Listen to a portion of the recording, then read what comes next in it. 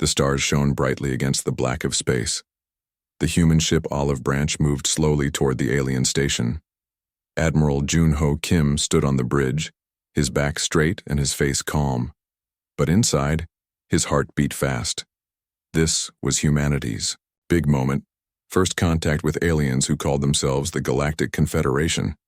Status report, Admiral Kim said, his voice steady despite his nerves. All systems normal, sir, replied Lieutenant Sunmi, her fingers moving quickly across the control panel. We're approaching the meeting point exactly as planned. Admiral Kim nodded. Earth had been sending signals to the stars for over 100 years. Only 3 months ago had they received a response, a message from a group of alien species who had been watching humans for decades. Now, the Olive Branch carried Earth's best diplomats, scientists, and a small security team. Their mission was simple: establish peaceful contact and begin talks to join the galactic community. What Admiral Kim didn't know was that on the other side of this meeting, things were far from peaceful. High Ambassador Trellick's skin rippled, with blue patterns, a sign of extreme stress in his species. He stood in the command center of Border Station 47, surrounded by representatives from 7 of the 17 species that made up the Galactic Confederation. These humans are dangerous, Trellick said, his 3 eyes blinking in sequence. They've developed faster than light travel in less than 2,000 years after discovering electricity. No other species has evolved so quickly. Commander Gorthan, the military leader of the Confederation forces in this sector, made a sound like stones grinding together, his species' version of agreement. Their broadcasts show they are violent, Gorthan said. They fight wars over resources, beliefs, and land. They would destabilize everything we've built over 10,000 years. Only one voice spoke against the growing consensus. Director Dae Sung was not human, despite his name. He belonged to a species that had made contact with Earth centuries ago, living secretly among humans and taking their names. His kind were the Confederation's best spies and cultural experts. You misunderstand them, Dae Sung said. His long fingers spread wide in a gesture of caution. Yes, humans fight wars, but they also create art, music, and literature that would move even the coldest hearts among us. They care for their weak. They dream of peace even while preparing for war. Trellick's skin patterns darkened. You've spent too much time studying them, Director. You've grown soft. The Council has made its decision. We cannot allow humans to expand further. They must be contained or removed. Dae Sung's eyes widened. You can't be serious. That would violate our most basic... The decision is final, Trellick cut him off. Commander Gorthan, proceed with the containment plan. Back on the Olive Branch, Admiral Kim felt a slight shiver run down his spine. Something wasn't right. The alien station had gone quiet after initially guiding them in. Lieutenant Sunmi, any change in communications? He asked. No, sir. They've been silent for the past 20 minutes. Chief Engineer Tae-Wan looked up from his station, his face worried. Sir, I'm detecting energy buildups in the station. Patterns consistent with weapon systems. Admiral Kim's mind raced. The Olive Branch was officially a diplomatic vessel. But Earth's leaders weren't fools. Hidden within its sleek hull were experimental defense systems and weapons, just in case. Yellow alert, Kim ordered. Raise shields, but keep weapons powered down. We don't want to appear hostile.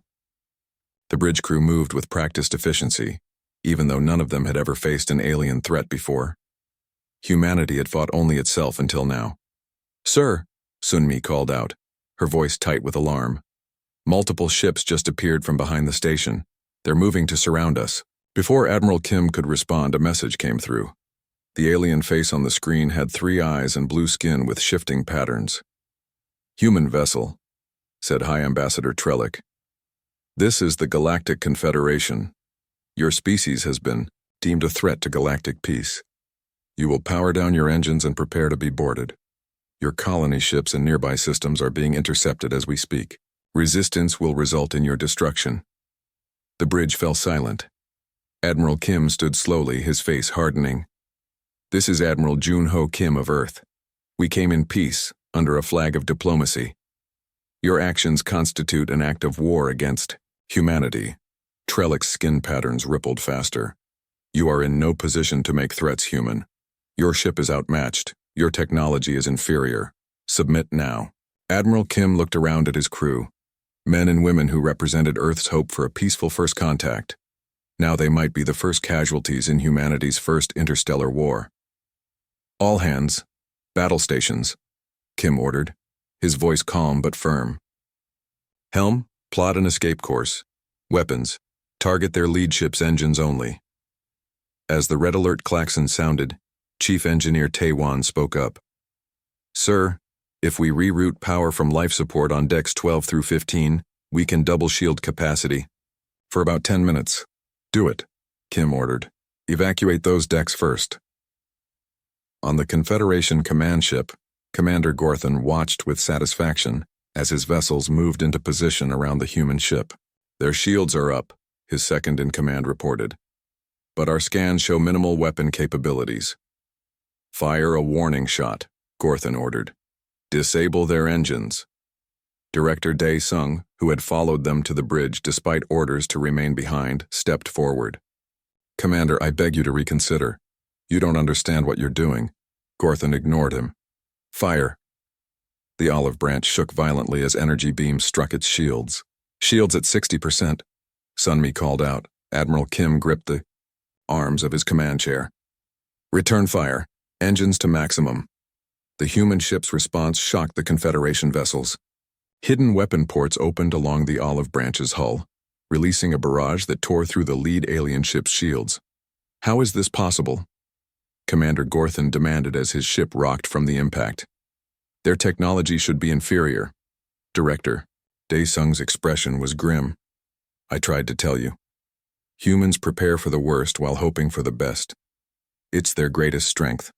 And now, your greatest miscalculation. The battle lasted less than 30 minutes.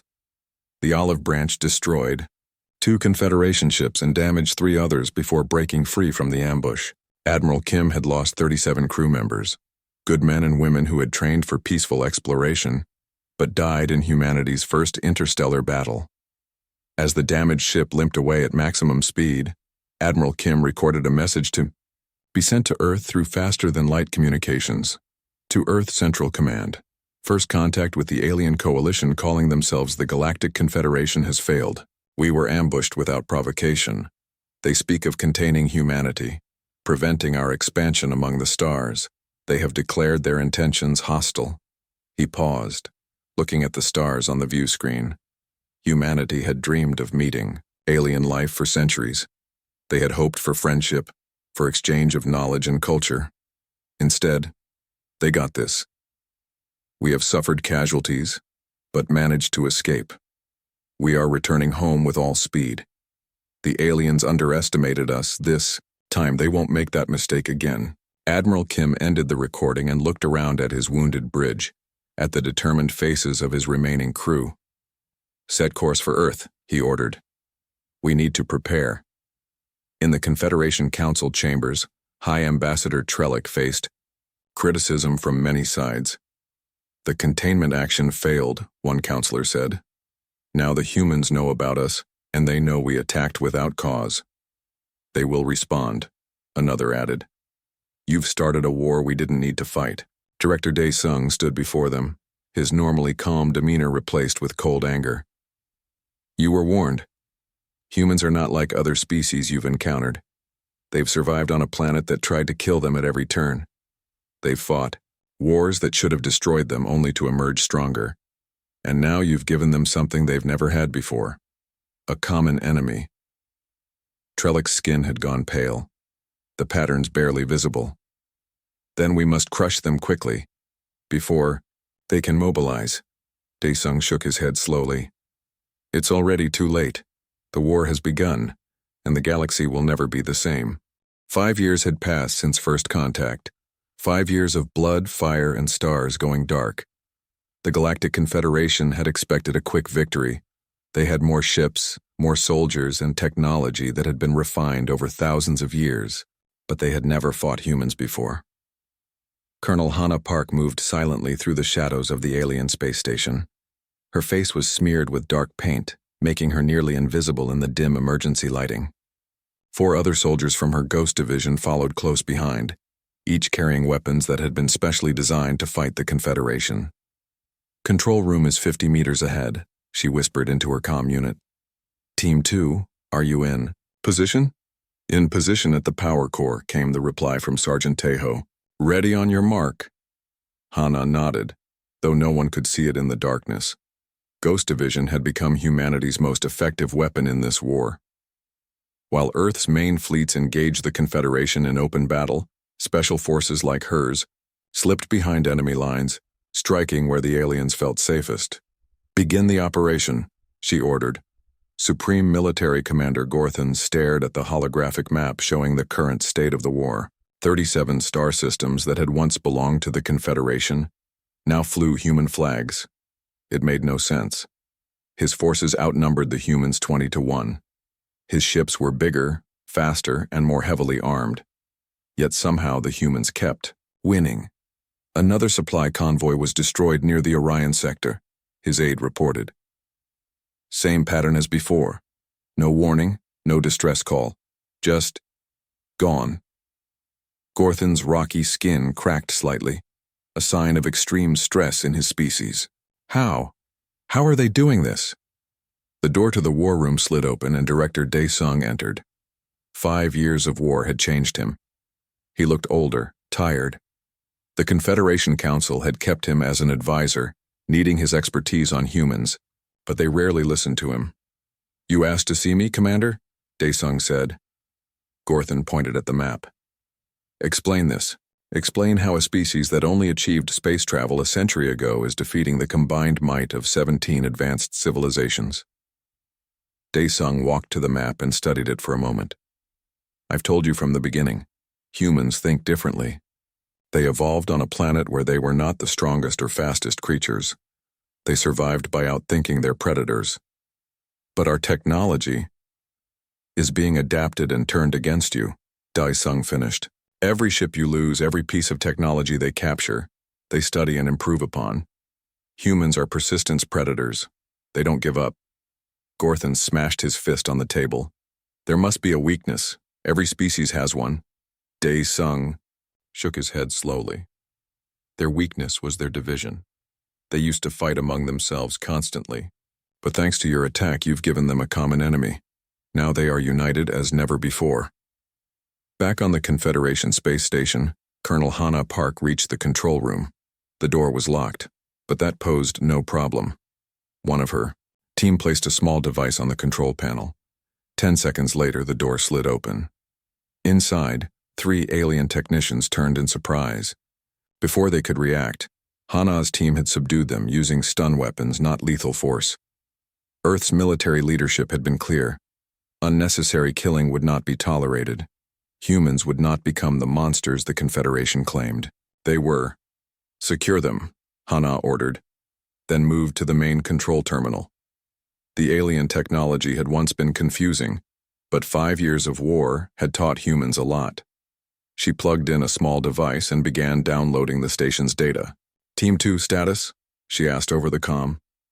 "Charges set at the power core," Tejo replied. "But Colonel, we've found something else.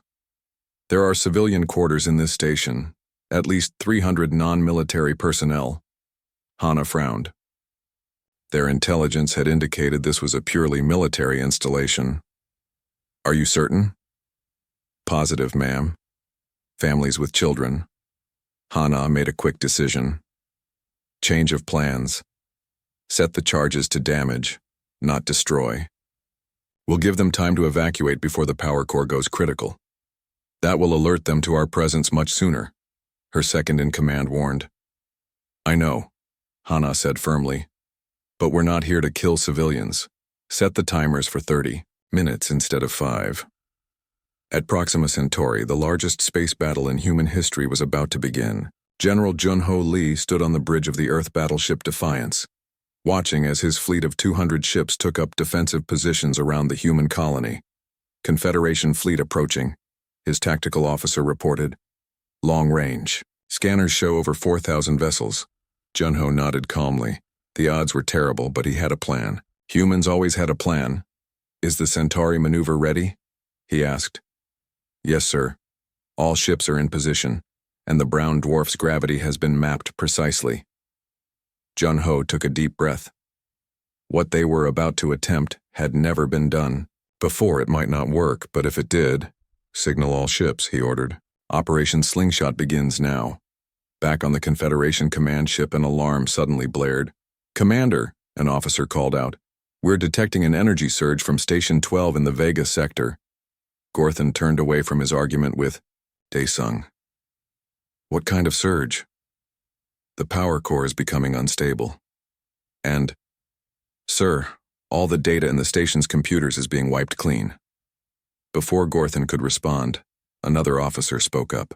Emergency transmission from Station 12. They're evacuating. They report infiltration by human special forces. Daesung gave Gorthon a knowing look. Ghost Division. They strike from nowhere, take what they want, and disappear. This is the 14th installation they've hit this month. Gorthon's anger was visible in the cracks spreading across his stone-like face. How are they getting past our security? How are they moving undetected through Confederation space? Because you still don't understand them, Daesung said quietly. You think like a conqueror. They think like survivors. Colonel Hannah Park and her team were already aboard their stealth ship, moving away from the station as evacuation alarms blared behind them. The mission was a success. They had the data they needed, and they had damaged a key Confederation facility without taking a single life. Set course for rendezvous point, she ordered, and get that data transmitted to Earth Command as soon as we're clear. One of her team was studying a screen showing the station they'd just left. They're evacuating efficiently. Everyone should be clear before the power core fails. Hannah nodded, satisfied. Good. Remember, we fight to protect, not destroy. That's what makes us different from them. At Proxima Centauri, the human fleet was putting their desperate plan into action. They had positioned themselves between the approaching Confederation armada and a brown dwarf star, a failed star too small to begin fusion, but massive enough to have immense gravitational pull. All ships, initiate gravitational tethers, General Junho ordered. Human scientists had developed a way to temporarily manipulate gravity, creating corridors of warped space. Now, they were attempting to use the brown dwarf's natural gravity well as a weapon. Tethers active, his officer reported. Gravitational corridor forming. As the Confederation fleet approached, confident in their overwhelming numbers, they didn't realize they were flying into a trap. The humans had created a gravitational slingshot, using the brown dwarf's pull to accelerate debris from the system's asteroid belt. When the trap was sprung, thousands of asteroids accelerated to near relativistic speeds, tore through the Confederation fleet. Ships exploded by the hundreds as rocks the size of buildings punched through their hulls. It worked, Junho's tactical officer said in awe. Their fleet is in chaos. Junho watched the destruction grimly. There was no joy in his victory, only necessity. Signal all ships to engage. Target their command vessels first. On his command ship, now retreating from the disaster at Proxima Centauri, Commander Gorthon faced the Confederation Council via holographic communication. How could this happen? High Ambassador Trellick demanded, his skin almost white with shock. You lost over 3,000 ships to a force 20 times smaller. They used the star itself against us, Gorthon tried to explain. No species has ever weaponized stellar bodies before. It's unthinkable. Director Daesung, standing quietly in the corner, finally spoke. I warned you from the beginning.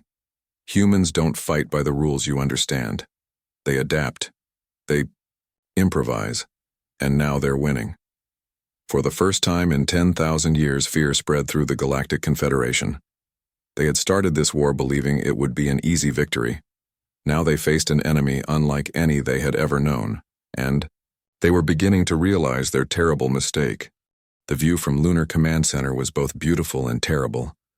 Earth hung in space like a blue jewel. Around it, thousands of human ships formed a protective ring, Beyond them, blocking the stars, was the largest fleet ever assembled in the history of the galaxy. The full might of the Galactic Confederation, come to end the human threat once and for all.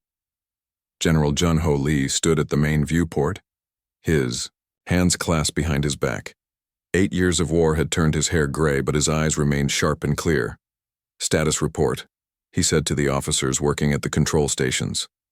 "Confederation forces continue to arrive," Colonel Minji replied. "Current count is at 15,000 ships, with more coming through their jump points every hour." Jun-Ho nodded. The situation was grim. Humanity had fought well, pushing the aliens back at every turn. But this time the Confederation had committed everything. They meant to end the war by destroying Earth itself. "Civilian evacuation status?" he asked. 70% complete, another officer responded. "Underground shelters are at capacity. The remaining population is being moved to the deep-sea habitats or the Mars colonies." Jun-Ho turned to the holographic display showing Earth's defense systems. After years of war, humans had built impressive protections for their homeworld: orbital, weapon platforms, minefields, and energy shields. But would it be enough against such overwhelming numbers? "Is Project Dome ready?" he asked. "Yes, sir. Dr. Subin Cho reports the system is operational, but untested on this scale." Jun-Ho took a deep breath. Project Dome was Earth's last line of defense, a planetary shield that would surround the entire planet. The technology was new, adapted from captured Confederation ships. If it worked, it might buy them enough time.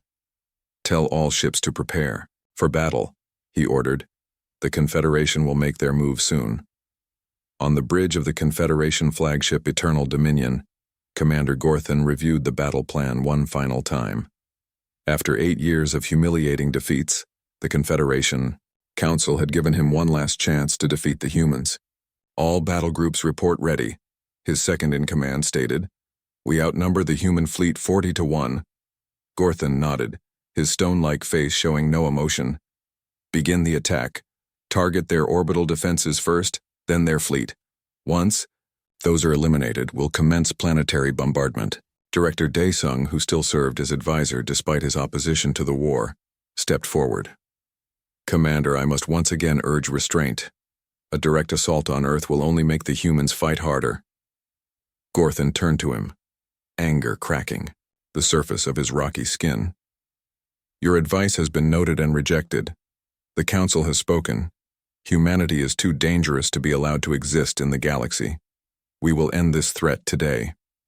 As the massive Confederation fleet began to move forward, Daesung shook his head sadly. "You still don't understand what you're facing," he murmured. Deep beneath the Pacific Ocean, in a research facility built into the ocean floor, Dr. Subin Cho worked frantically at her control panel. Around her, dozens of scientists and engineers monitored complex equipment. "Energy levels stable," one of them reported. "The shield generators are functioning within parameters." Subin nodded, but didn't look up from her work. While the shield project was important, it was only half of Earth's defense plan. The other half was her real work, a weapon that could turn the tide of the war. "Quantum entanglement network is online," she said, beginning synchronization with the captured Confederation communication relay. For years, Subin had been studying the Confederation's quantum communication technology, the system that allowed their ships to coordinate across vast distances. Now she had found a way to use it against them. "Ma'am," one of her assistants said urgently, "we're receiving reports that the Confederation attack has begun." Subin straightened up, her face determined. "Then we don't have much time. Activate Project Blackout." In space above Earth, the battle had fully erupted. Confederation ships fired energy beams and plasma torpedoes at Earth's defenses. Human ships responded with gravitational weapons and antimatter missiles. The darkness of space lit up with explosions and weapon fire. Despite being vastly outnumbered, the human fleet fought with incredible coordination. They used Earth's gravity to slingshot their smaller ships between the larger Confederation vessels, hitting them from unexpected angles. On the Eternal Dominion, Commander Gorthan watched with growing frustration as the initial assault failed to break through. They're using their planet's gravity well as a defensive advantage, his tactical officer explained. Our larger ships can't maneuver as quickly in the changing gravitational fields. Then use our numerical advantage, Gorthon ordered. Send in the second and third waves, overwhelm them with numbers. As thousands more Confederation ships joined the attack, it seemed only a matter of time before Earth's defenses would crumble. General Junho Lee watched grimly as human ships were destroyed one after another. His people fought bravely, but they couldn't hold out forever against such numbers. Sir, Colonel Minji called out, Earth's orbital defenses are down to 60% capacity. Several shield generators have failed. Junho nodded. It's time. Contact Dr. Cho. Tell her to deploy Project Blackout immediately. In her underwater facility, Subin received the order. Activating now, she said, and pressed her hand against the final authorization scanner. The technology she had developed was elegant in its simplicity. The Confederation fleet relied on quantum-entangled particles for instant communication between ships. Subin had found a way to introduce a cascading error into this network, essentially giving all Confederation ships conflicting orders simultaneously. Quantum. Disruption signal transmitting, one of her engineers announced. Subin held her breath. Would it work? They had tested it on captured Confederation vessels, but never on a fleet of this size. On the Eternal Dominion, chaos suddenly erupted. Control panels flickered. Navigation systems showed impossible readings, and weapon targeting systems locked onto friendly ships. What's happening? Gorthon demanded as alarms blared across his bridge.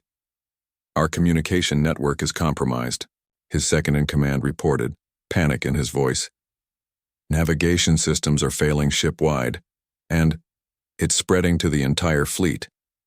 Director Daesung watched as the holographic display showed Confederation ships veering out of formation, some firing on each other, others drifting powerless in space. They found a weakness in your quantum network, he said quietly. They turned your greatest strength into your greatest vulnerability. Gorthon stared in disbelief as his mighty fleet fell into disarray. Thousands of ships, suddenly unable to coordinate, became easy targets for the smaller but still functional human vessels. Order a retreat, he finally said, his voice hollow with defeat. We can't, sir, came the reply. The communication network is down. We can't send orders to the fleet. General Junho Lee couldn't believe his eyes as he watched the Confederation fleet fall into chaos. Thousands of alien ships drifted aimlessly or moved in random directions. Some collided with each other, while others fired weapons at nothing. It worked, Colonel Minji said in awe. Dr. Cho's weapon actually worked. Junho didn't allow himself to celebrate yet. Order all ships to target their command vessels first. Then disable their weapons platforms.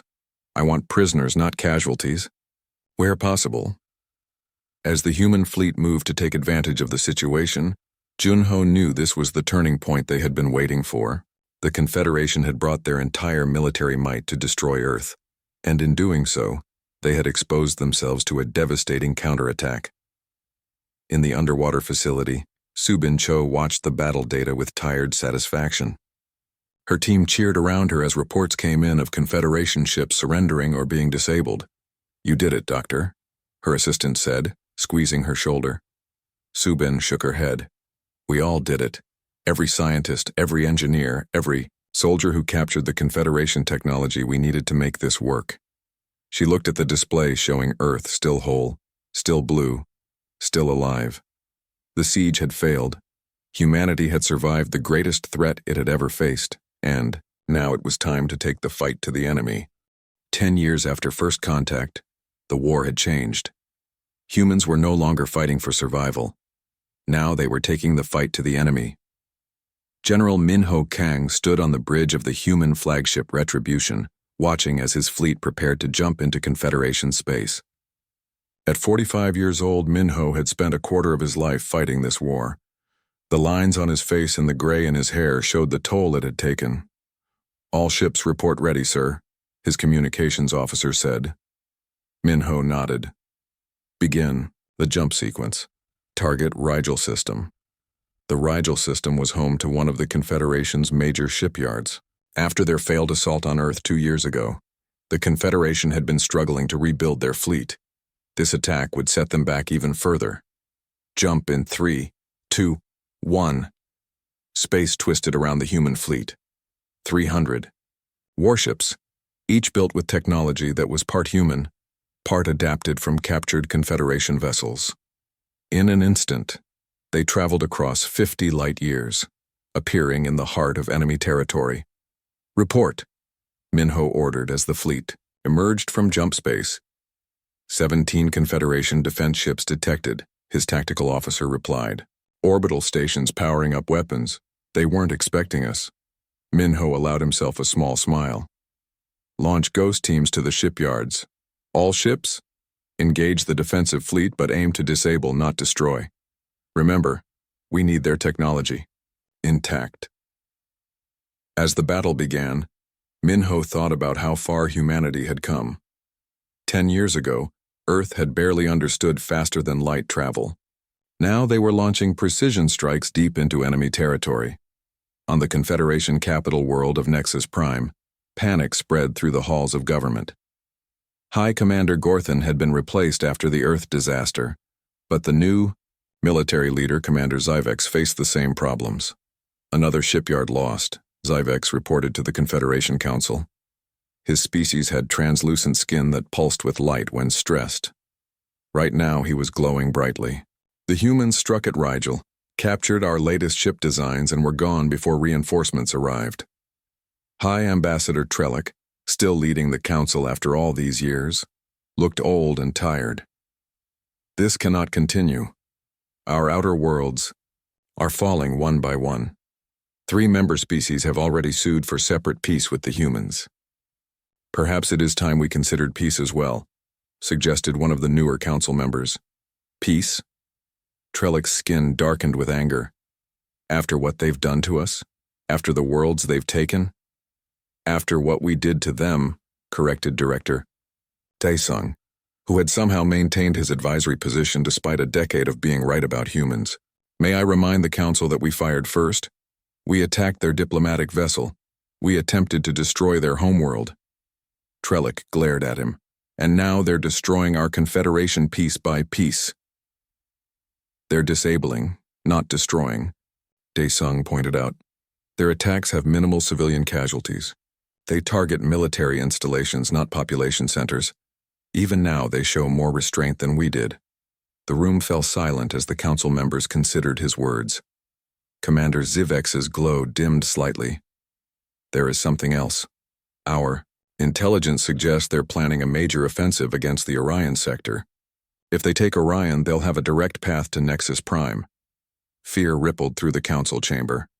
The war that was supposed to last days had stretched to years, and now threatened the heart of their civilization. Evacuate the outer worlds, Trellick ordered, his voice hollow. Pull all forces back to defend the core systems. As council members hurried to comply, Director Daesung remained in his seat, shaking his head sadly. After 10 years, they still didn't understand what they were fighting. Captain Jiwoo stood alone in her quarters aboard the human dreadnought Vengeance.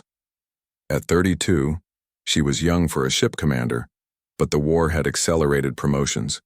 For those who survived and succeeded, she studied the star map showing the upcoming battle plans. The Orion sector was heavily defended, but taking it would open a path straight to the Confederation capital. Earth's military leaders believed this would finally force the aliens to negotiate. A message alert flashed on her screen. Captain, we've received an encrypted transmission, her first officer's voice said through the comm. It's strange.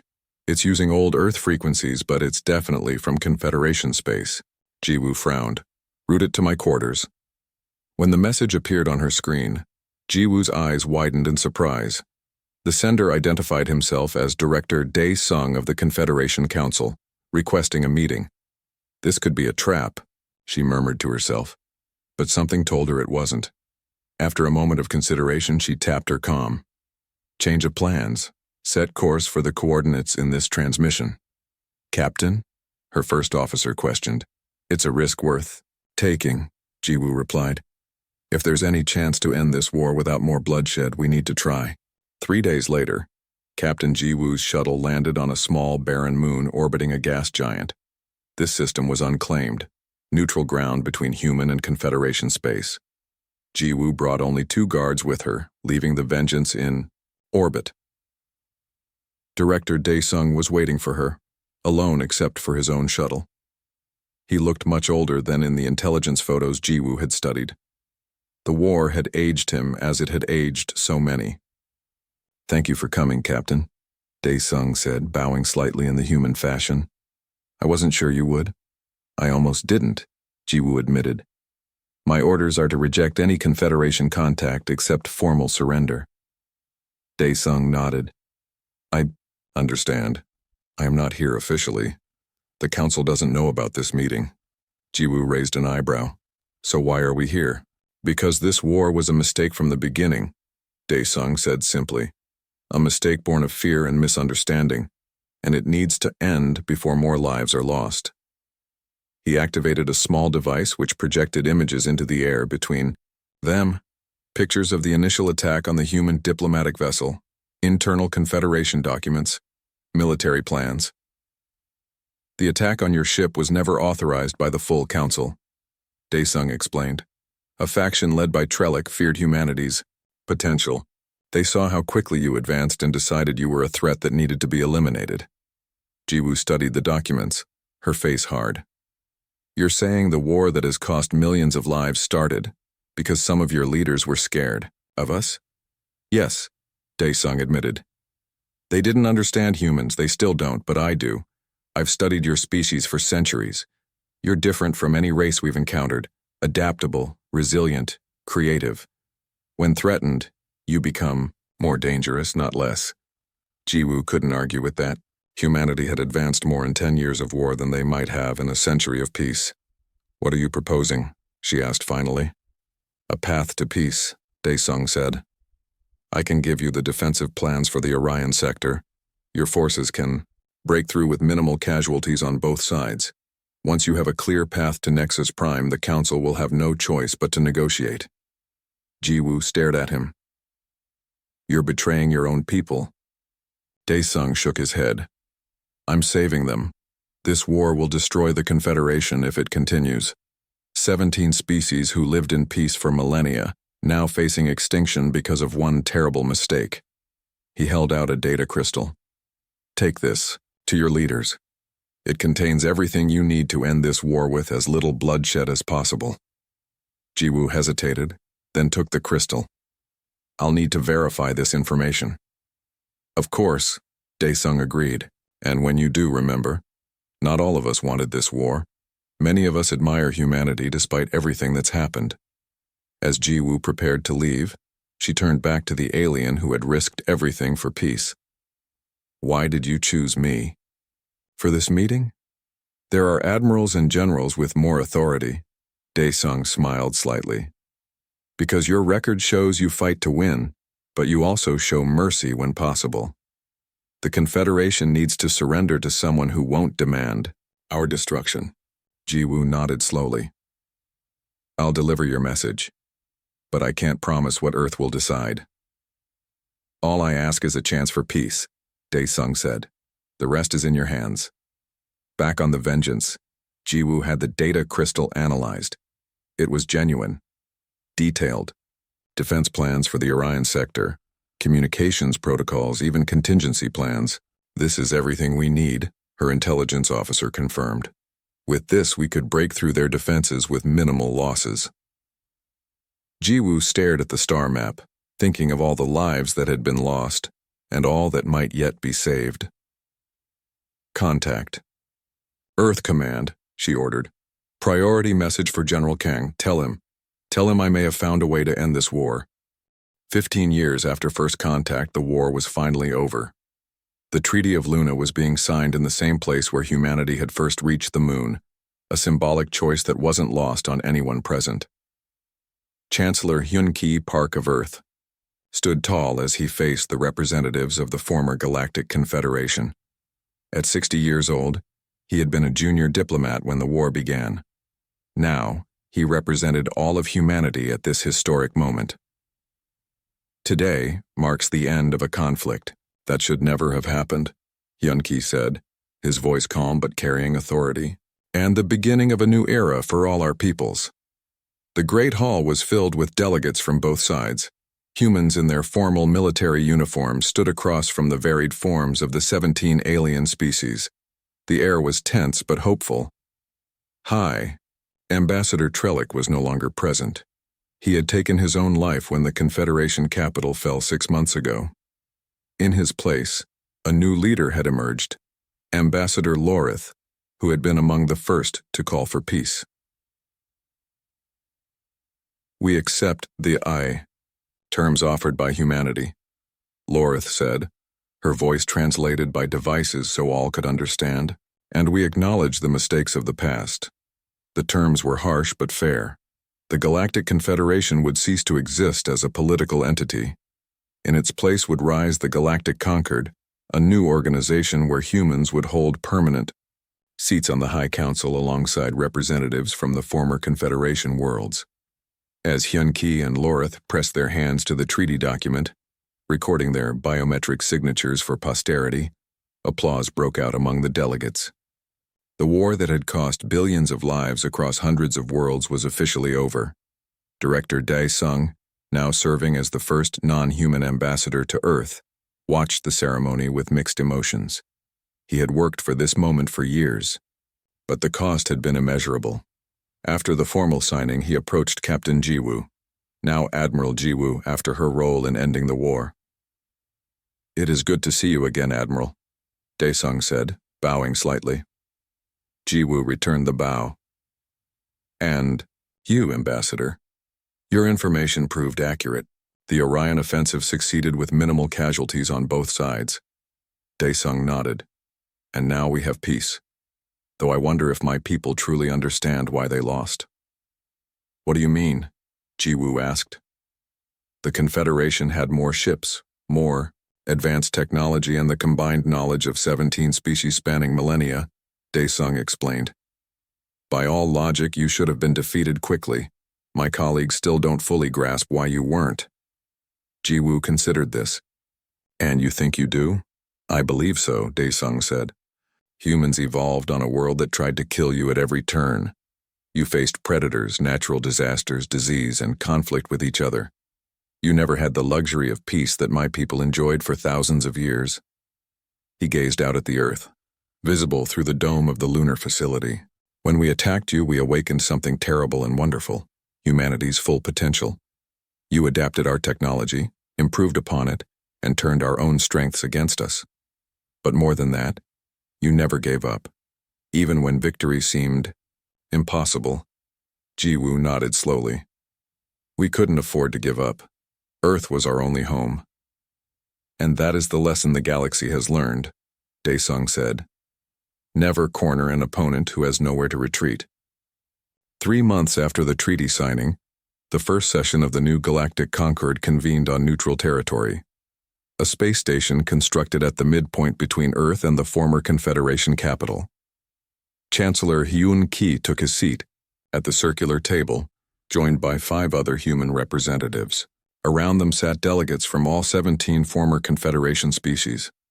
"This council is now in session," announced the elected chairperson, a neutral AI created jointly by human and alien scientists as a symbol of their new cooperation.